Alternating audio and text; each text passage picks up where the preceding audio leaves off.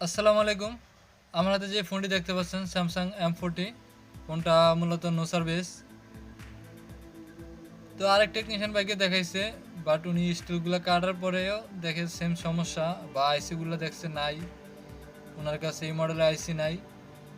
পরবর্তীতে আমার কাছে নিয়ে আসে, তো আমি খুলে দেখি ভিতরে কোনো কাজ করে নাই, স্টিলগুলো জাস্ট উড়াইছে। তো আজকে এই নেটওয়ার্ক সমস্যাটা সমাধান করা যায় কিভাবে আমরা স্টেপ বাই স্টেপ দেখাবো। এখানে যেই মূলত আমরা বেশিরভাগ যে ফোনে দেখতে পাই WTRIC, এই ফোনটায় আপনার HDR একটা আইসি আছে। মূলত এই আইসির এই প্রবলেম হয় বেশিরভাগ ক্ষেত্রে। তো এই আইসিটা আমি আজকে চেঞ্জ করে দেখবো যে ফোনটা নেটওয়ার্ক সমস্যার সমাধান হয় কিনা।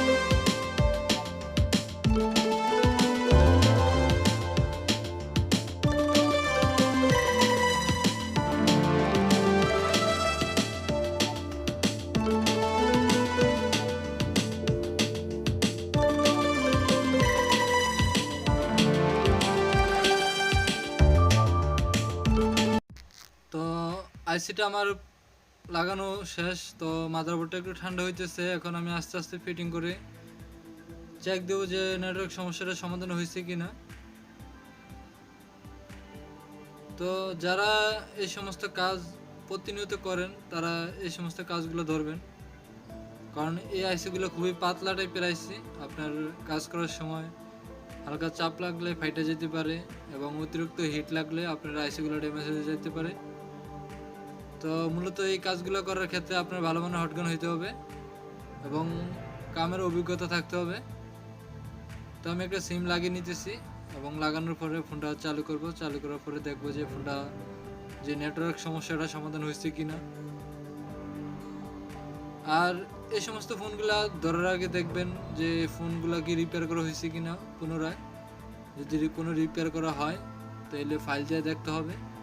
আর যদি জেনুয়েল কোনো ফোন হয় তাহলে আপনার হার্ডওয়্যারের কাজ করতে হবে, যে যে নেটওয়ার্ক আইসিগুলো লাগাইছে আইসিগুলো চেক দিতে হবে যে কোনো নেটওয়ার্ক আইসি অতিরিক্ত হিটের কারণে ফুটো হয়ে গেছে কিনা এবং কোনো শর্টিং আছে কিনা, ক্যাপাসিটর শর্টিং আছে কিনা, লাইন মিসিং আছে কিনা। তো দেখতেই পাচ্ছেন নেটওয়ার্ক মনে হয় চলে আসছে, দেখেন এয়ারটেল লেখা চলে আসছে আলহামদুলিল্লাহ, অলরেডি 4G চালু হয়ে গেছে। তো আজকের ভিডিওটা এই পর্যন্ত। সবাই ভালো থাকবেন, সুস্থ থাকবেন। আর যারা যারা আমার চ্যানেলে নতুন আছেন আমার চ্যানেলটি সাবস্ক্রাইব করে দেবেন, পাশে থাকা বেল আইকনে ক্লিক করে দেবেন। ইনশাআল্লাহ আমি আপনাদেরকে নতুন নতুন ভিডিও দেওয়ার চেষ্টা করব। আর বেশি বেশি করে লাইক করবেন, কমেন্ট করবেন, শেয়ার করে দিবেন।